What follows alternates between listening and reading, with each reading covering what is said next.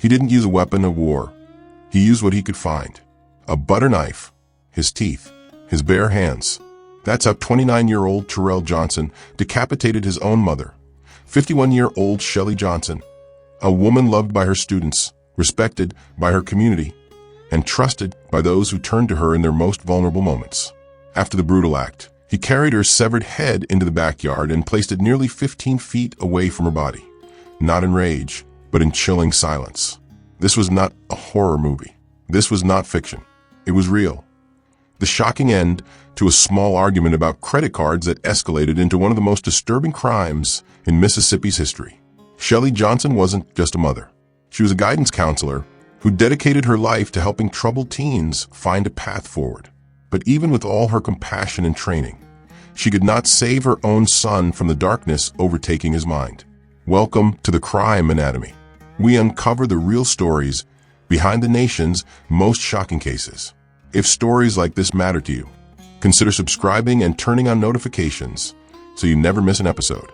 Now let's go back to who Shelley Johnson truly was, before her life was taken in a way no one could have imagined. Descriptions of how Shelley Johnson died is hard to fathom. Coroner Wayne Fleury told us someone decapitated the Stone County woman. Her body was outside her home next to a privacy fence, and her head was on the other side of that fence, some 15 to 20 feet away.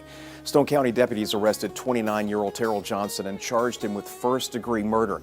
How they linked Johnson to this murder case has not yet been released. According to coroner, detectives have surgical records that now confirm Johnson's mom is the murder victim. Shelley Johnson was more than just a name in a case file. To her students, she was a lifeline. At Hattiesburg High School in Mississippi, she served as a guidance counselor, known for her warmth, patience, and genuine care. Her colleagues described her as the person everyone could turn to when life felt heavy or confusing. Her office wasn't just a workspace, it was a refuge. Students came there to cry, to talk, to plan their futures. She didn't just help with schedules, one colleague said. She helped with life. Shelley had built her career on understanding and guiding others. But at home, she faced a private battle that her professional skills couldn't solve. She lived with her adult son, Terrell, whose mental health had been unstable for years. Friends and family knew she struggled with his unpredictable moods, but no one, not even Shelley herself, fully grasped how dangerous it had become. Despite the tension, she refused to give up on him. She loved him unconditionally, believing her compassion could reach him where medicine and therapy had failed. It was the ultimate act of a mother's hope, and it would prove fatal. Shelley's siblings kept in close contact, checking on her regularly. It was those check-ins and their sudden silence that ultimately led authorities to the shocking truth days after her death. The most heartbreaking part of Shelley's story is that she stood by her son until the end, the same son whose inner turmoil would destroy them both. Before the tragedy, Terrell Johnson had once served proudly in the United States Army. He'd been trained, disciplined, and capable. But something shifted after his service. And by 2018, his mind was unraveling. He had been hospitalized multiple times for psychiatric treatment. His mother tried to support him, but his episodes grew worse. Neighbors would later recall hearing loud arguments, though none suspected the horror brewing inside that quiet Stone County home. Despite repeated hospital stays, Terrell was always released, deemed stable enough to return home. There was no continuous monitoring, no long-term follow-up care. The cracks in the system were wide open, and Shelley was the one left to manage them alone. In early June 2018, the fragile peace inside the Johnson home shattered. The argument that triggered it all was over credit cards, a small dispute that spiraled out of control. Terrell later confessed that he began physically assaulting his mother during the argument. He beat her, then strangled her until she went limp. But it didn't stop there. When investigators later heard how he took a butter knife to his mother's neck, and when that failed, used his bare hands and teeth, they struggled to comprehend the brutality. Even seasoned detectives said they'd never encountered anything like it. This wasn't a brief flash of rage. It was prolonged, deliberate, and horrifying. Afterward, Terrell carried her body outside. He left it in the backyard, positioning her head roughly 15 feet away near a fence. His explanation to police was chilling in its cold practicality. He didn't want the house to smell. Days passed. He stayed in the house as if nothing had happened. All the while, Shelley's siblings grew anxious, their calls unanswered. That silence became the clue that finally broke the case open.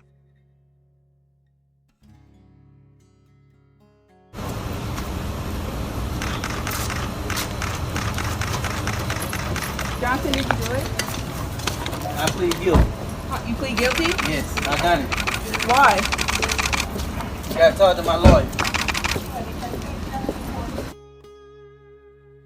Terrell's story wasn't one of sudden madness.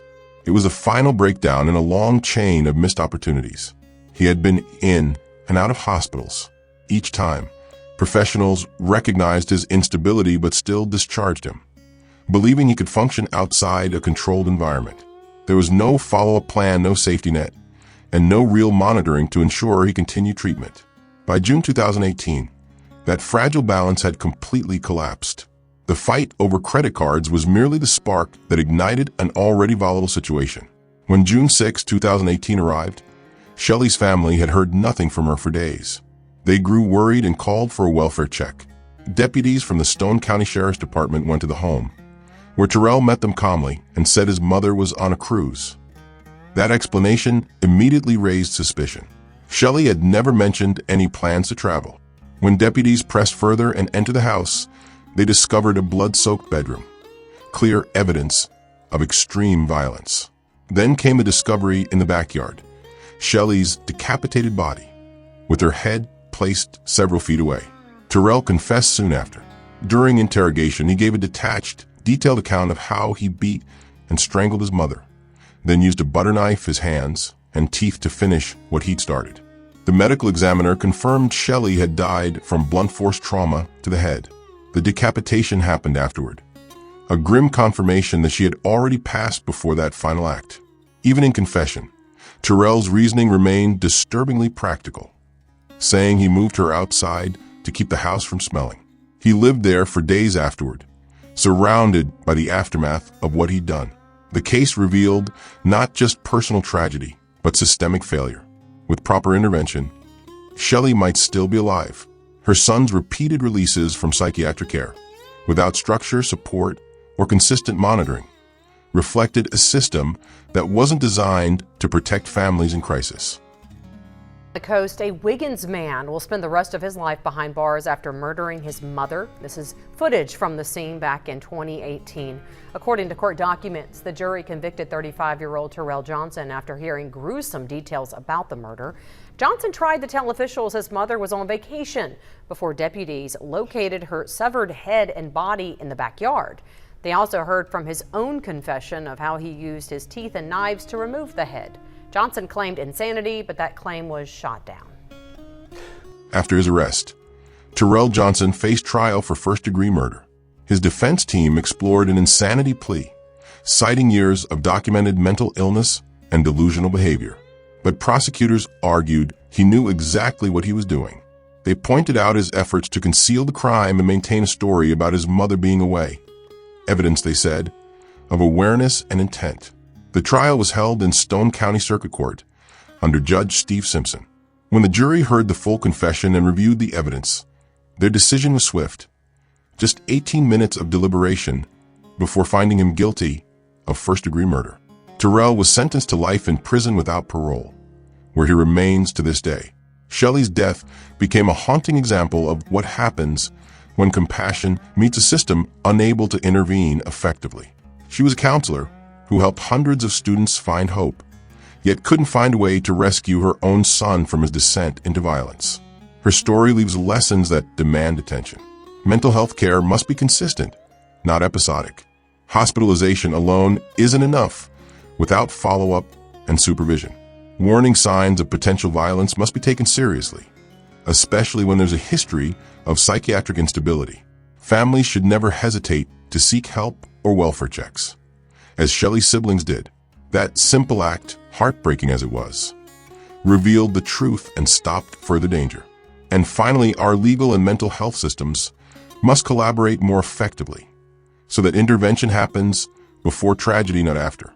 Shelley Johnson's life was one of guidance, compassion, and service. Her death was a devastating reminder that love alone can't conquer untreated illness, and that systems designed to help must actually protect. If someone you love is showing signs of distress, don't wait. Reach out for help and stay persistent even when it feels hopeless. You might save a life. This has been the Crime Anatomy. Our goal is to understand how tragedies like this unfold, not to sensationalize, but to learn from them. If this story resonated with you, consider subscribing to stay informed about future cases. Share this video to help raise awareness about the realities of untreated mental illness and its consequences. Until next time, stay aware, stay safe, and remember, the anatomy of crime often begins long before the first act of violence.